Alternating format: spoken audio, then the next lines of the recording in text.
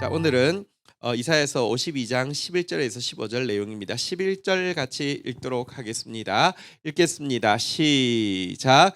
너희는 떠날지어다 떠날지어다 거기서 나오고 부정한 것을 만지지 말지어다 그 가운데서 나올지어다 여호와의 기구를 매는 자들이여 스스로 정결하게 할지어다. 자, 선지자는 메시아의 통치로 말미암는 그 완전한 구원, 완전한 위로를 미리 앞당겨서 보았습니다. 과거형처럼 보았습니다. 우리 이제 9절 10절 어제 읽었던 본문 9절 10절에 그렇게 나왔잖아요. 그죠? 이사야서 52장 9절 10절에 보면 너 예루살렘의 황폐한 곳들아 기쁜 소리를 내어 함께 노래할지어다. 이는 여호와께서 한번 따라하겠습니다. 그의 백성을 위로하셨습니다. 예루살렘을 구속하셨습니다. 10절에 보니까요, 열방의 목전에서 그의 거룩한 팔을 나타내셨습니다. 땅 끝까지도 모두 우리 하나님의 구원을 보았습니다. 믿음은요, 미래를 과거형으로 바꾸는 것이 믿음이죠. 예수님도 말씀하셨잖아요. 내가 너희에게 말하노니 무엇이든지 기도하고 구하는 것은 받은 줄로 믿으라. 하나님의 말씀이 있고 하나님 앞에서 그 말씀 붙잡고 씨름하고 하나님께서 통과시켜 주시고 나면요, 무엇이든지 기도하고 구한 것은 한번 따라하겠습니다. 받은 줄로 믿으라. 그대로 되리라. 자, 어쨌든 이렇게 하나님의 위로와 구원을 미리 앞당겨서 본 이 선지자는 백성들에게, 이제 징계 가운데 있는 백성들, 아직 바벨론 안에 억눌려 있는 백성들에게 명령하고 있는 것이 11절이죠. 한번 따라하겠습니다. 떠날지어다 떠날지어다 거기서 나오고 부정한 것을 만지지 말지어다 그 가운데서 나올지어다. 떠나라고, 나오라고, 부정한 거 만지지 말라고 명령하고 있습니다. 바벨론에 있는 우상들, 그리고 죄의 그 종살이 하는데 메고 있는 멍에들, 이렇게 내 목에 차여 있는 착고들, 내 몸에 묻어 있는 노예의 티끌들 떨쳐버리고 끊어버리고 정결케 하라라는 명령입니다. 여러분들, 하나님께서 구원하실 때 먼저 우리에게 요구하시는 것 하나, 정결한 것이죠. 거룩한 것이죠.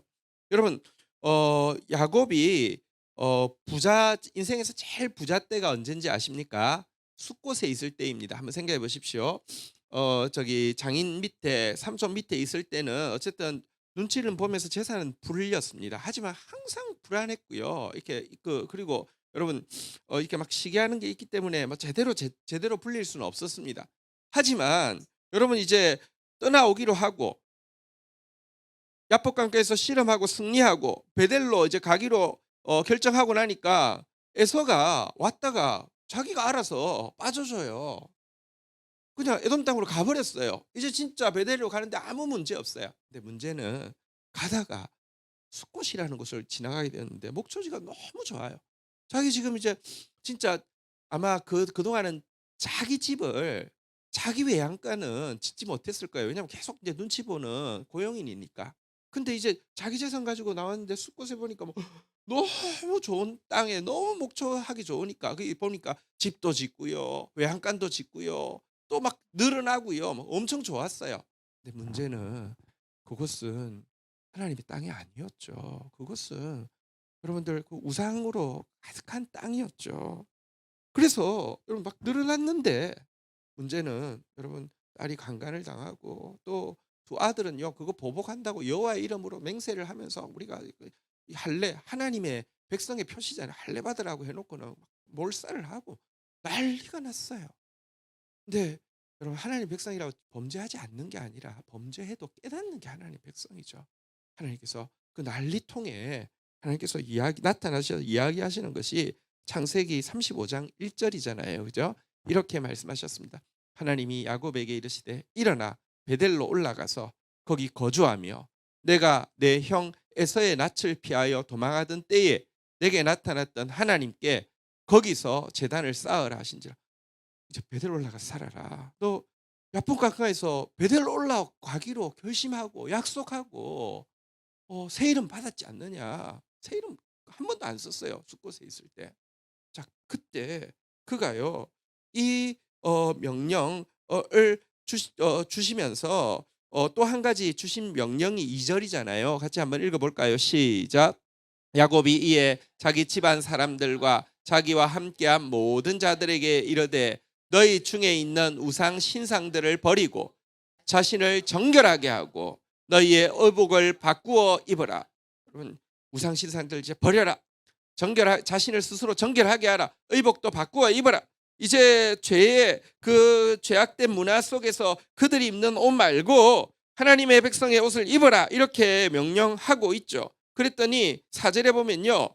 그 가족들이 전부 다 한번 따라하겠습니다. 자기 손에 있는 모든 이방 신상들, 자기 귀에 있는 귀고리들, 귀에도 우상의 형상으로 귀고리를 했던 것 같아요. 그러니까 이제 이것들을 다 내 가지고요 묻었습니다.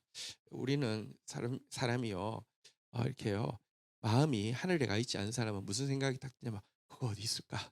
묻어놓고 어디 있을까?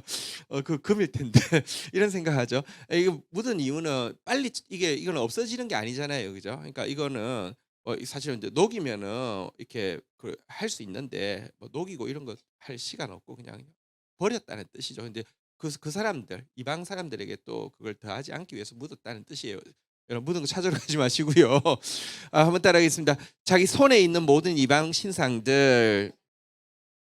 손에 있는 게 무슨 뜻일까요? 여러분들 우리가 꼭 우리가 신앙생활 해도요. 구체적인 일이 될 때는요.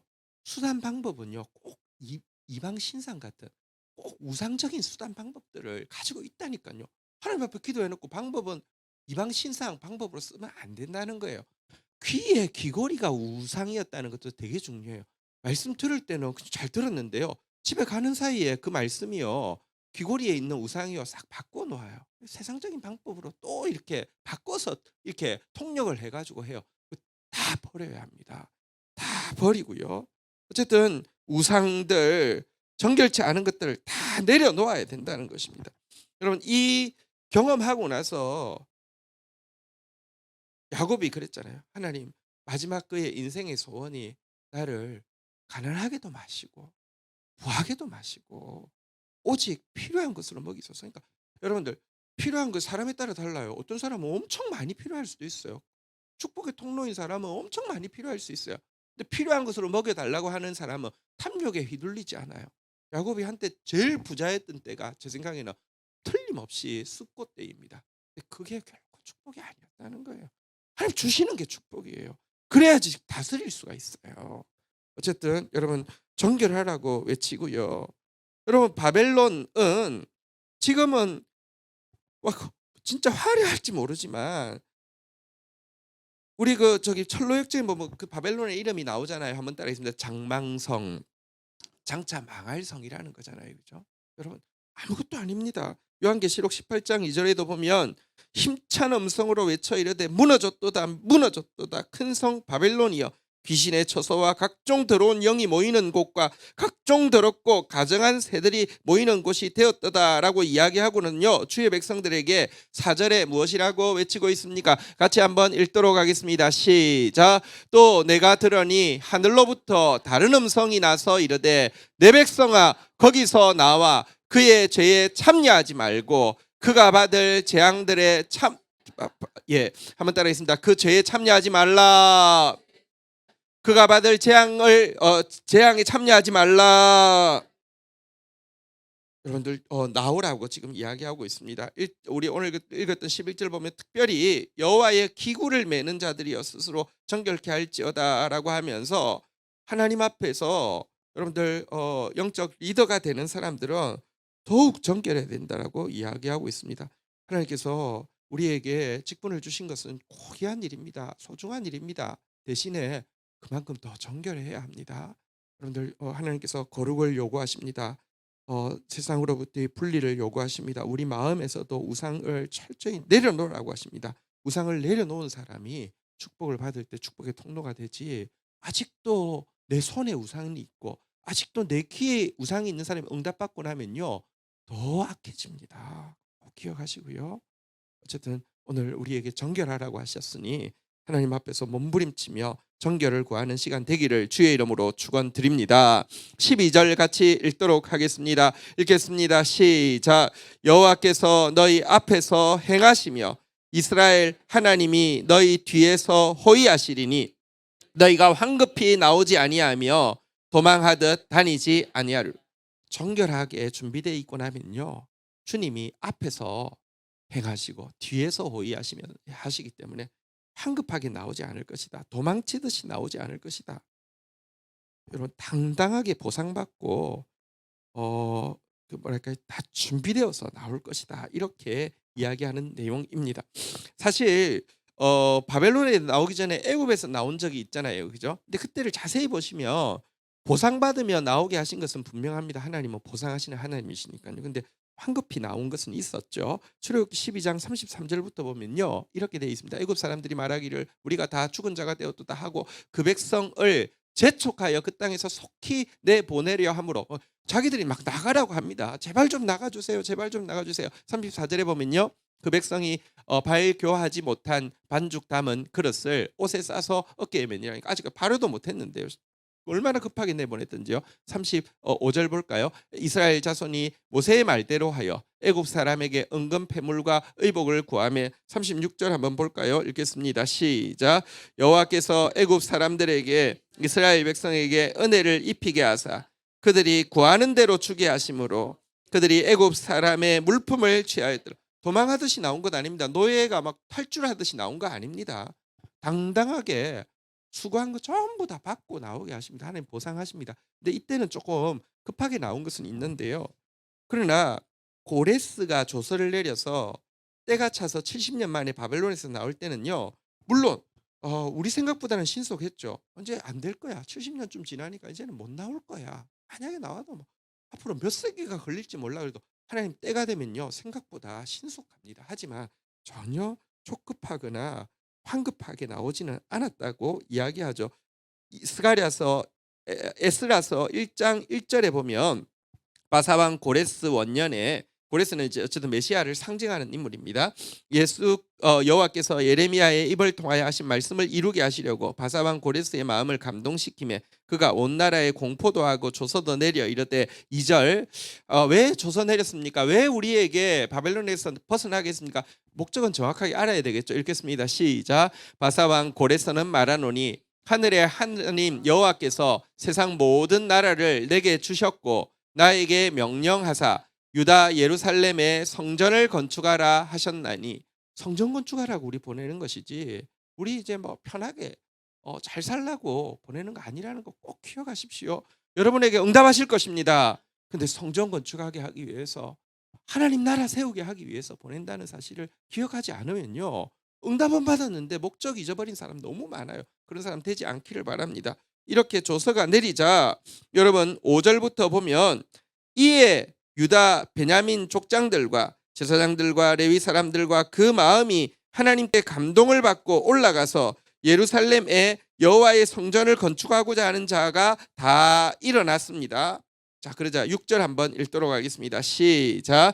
그 사면 사람들이 은그릇과 금과 물품과 짐승과 보물로 돕고 그 외에도 예물을 기쁘게 드렸더라.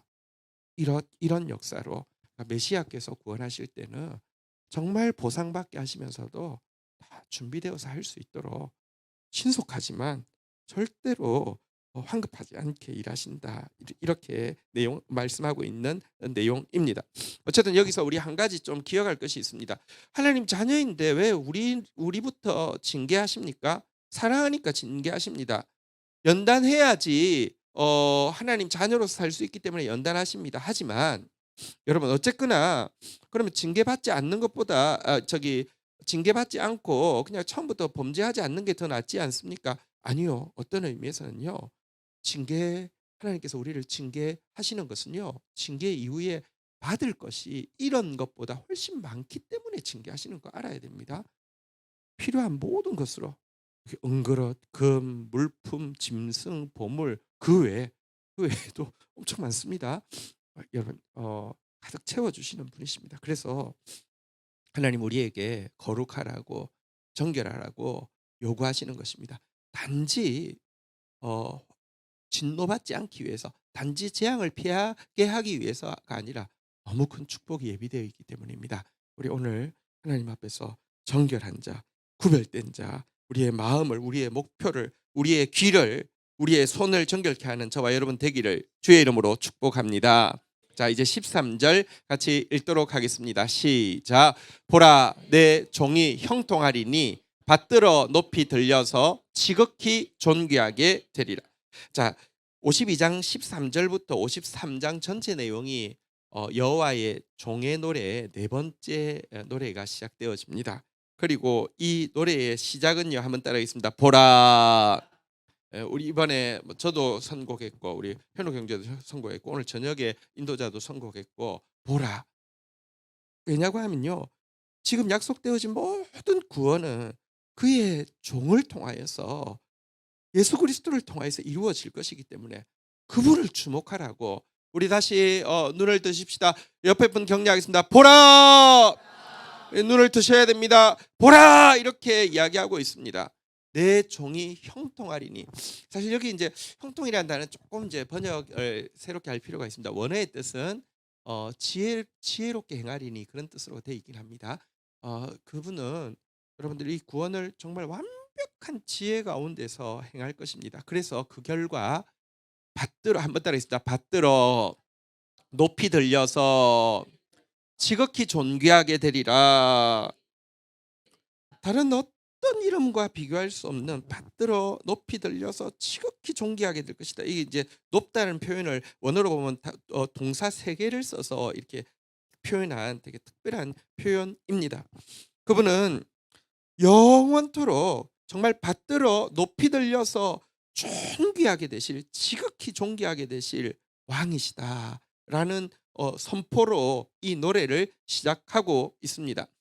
솔로몬 시편에 보면 솔로몬이 굉장히 지혜로웠지만 솔로몬의 시는, 그러니까 찬송의 시는 많이 들어 있지 않습니다. 잠언과 전도서에 보면 그의 지혜의 잠언은 많지만 그 뭐랄까요, 찬송의 고백은 많지 않습니다. 그에게 주신 지혜가 너무 특별하기 때문에 잠언도 전도서의 내용도 가득 채웠지만 그의 삶이 하나님을 찬양하는 것이 되지 못했기 때문에 찬송은요 2개밖에 시편에 실려 있지 않죠. 근데 그 중에 한 편이 72편이 내용이 뭐냐고 하면요, 그는 지혜의 왕이었지만 참된 지혜자가 못 되었잖아요, 그죠? 참된 지혜의 왕으로 오실 메시아가 얼마나 높아질 것인지에 대해서 고백하고 있는 시가 72편입니다. 솔로몬의 시인데요. 72편을 한번 보면요, 72편 1절부터 한번 보겠습니다. 하나님이여, 주의 판단력을 왕에게 주시고 주의 공의를 왕의 아들에게 주소서. 조금 아쉬운 번역은요, 판단력의 원어는요, 한번 따라하겠습니다. 미시파트. 2절에도 미시파트가 나올 건데 거기는 정의라고 번역을 해놨는데 여기는 판단력으로 번역했나요? 그러니까 주의 정의, 주의 공의를 왕의 아들, 곧 왕이신 메시아에게 주소서, 이렇게 고백합니다. 2절도 한번 볼까요? 같이 한번 읽도록 하겠습니다. 시작. 그가 주의 백성을 공의로 재판하며 주의 가난한 자를 정의로 재판하리니. 그분은 그 하나님께 받은 공의와 정의 가지고 공의와 정의로 주의 백성들을 재판할 것입니다 라고 노래하고 있습니다. 3절 한번 볼까요? 의로 말미암아 산들이 백성에게 평강을 주며 작은 산들도 그리하리로다. 여러분, 의가 있는 곳에는 평강이 있거든요. 말씀이 있는 곳에는 진짜 평화가 있습니다. 세상이 줄 수 없는 평화가 있습니다. 그분의 통치 아래서 모두 평화를 누리게 될 것이다라는 내용이고요. 4절 한번 같이 읽어볼까요? 시작.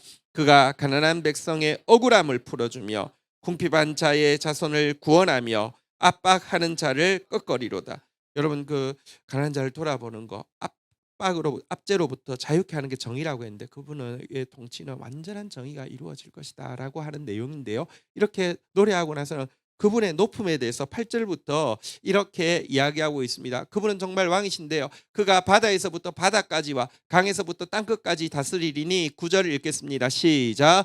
광야에 사는 자는 그 앞에 굽히며 그의 원수들은 티끌을 핥을 것이며. 이제 원수들이 우리 발 아래에 발에 재처럼 밟힐 것이다 그랬잖아요, 그죠? 10절 한번 볼까요? 다시스의 섬의 왕들이 조공을 바치며 스바와 시바의 왕들이 예물을 드리리로다. 11절 읽도록 하겠습니다. 시작. 모든 왕이 그의 앞에 부엌하며 모든 민족이 다 그를 숨기리로다.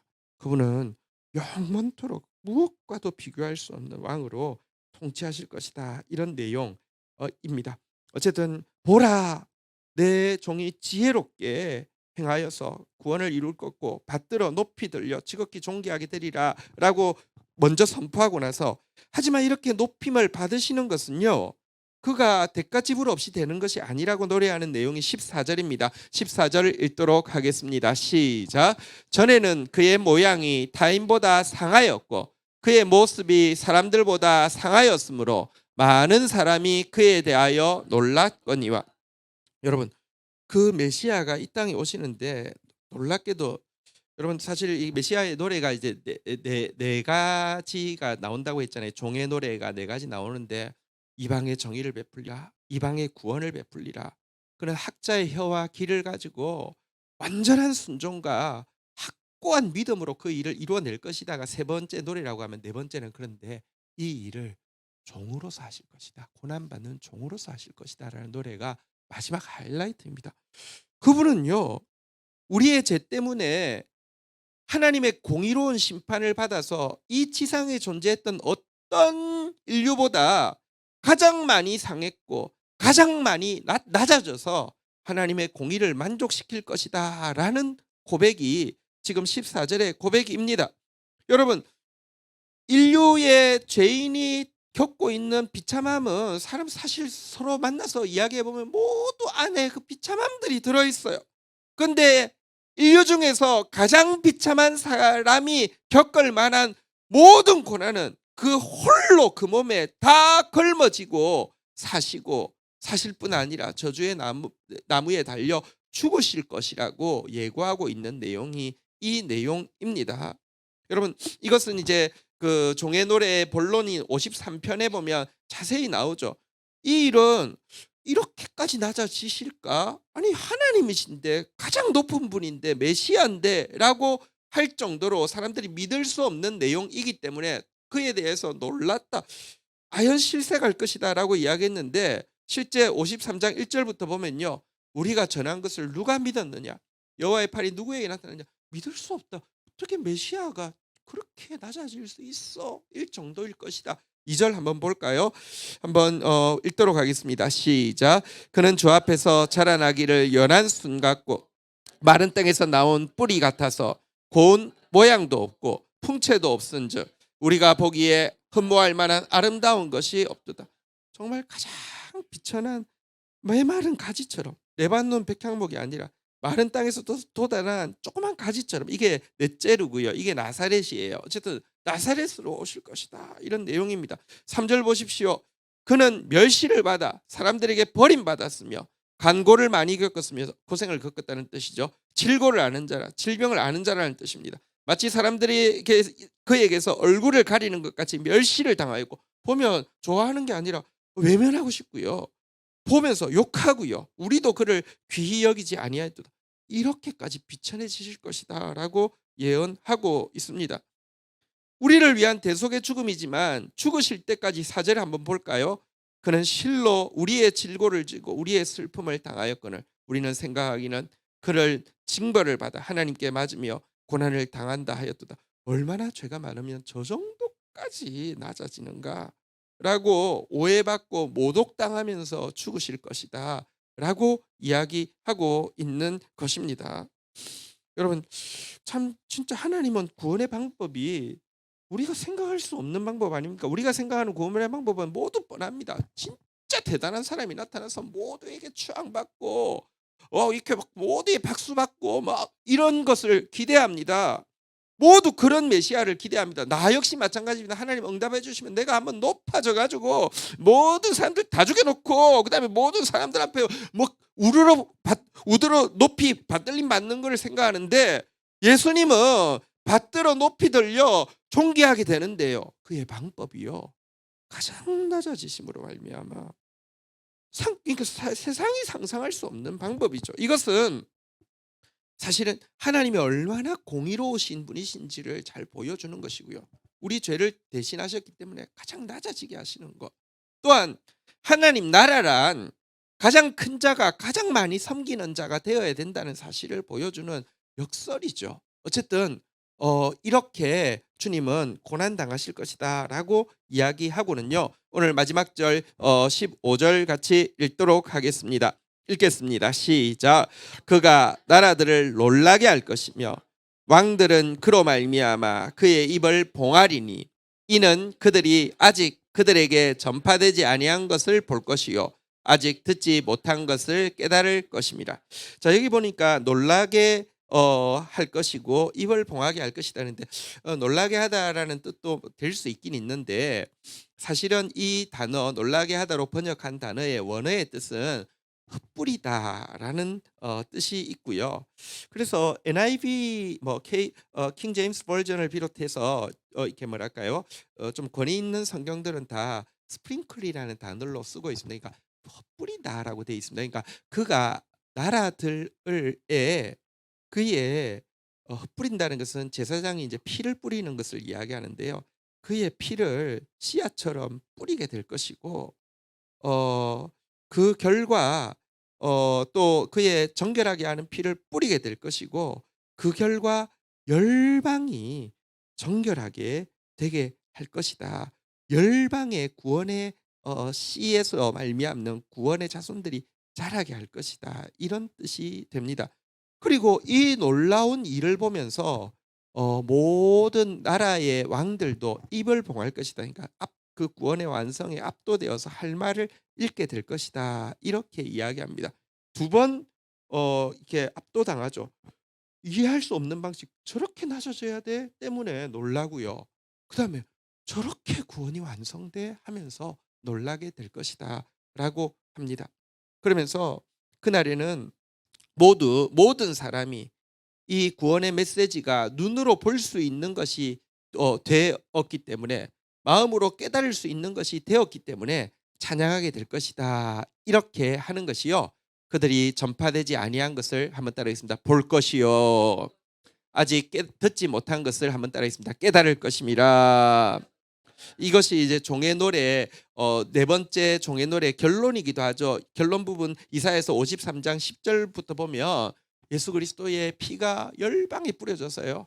여호와께서 그에게 상함을 받게 하시기를 원하사 질고를 당하게 하셨은즉 그의 영혼이 속건 제물로 드리기에 이르면 그가 씨를 보게 되며 그의 날이 길 것이요 또 그의 손으로 여호와께서 기뻐하시는 뜻을 성취하리로다. 11절 같이 한번 읽도록 하겠습니다. 시작. 그가 자기 영혼에 수고한 것을 보고 만족하게 여기실 것이라.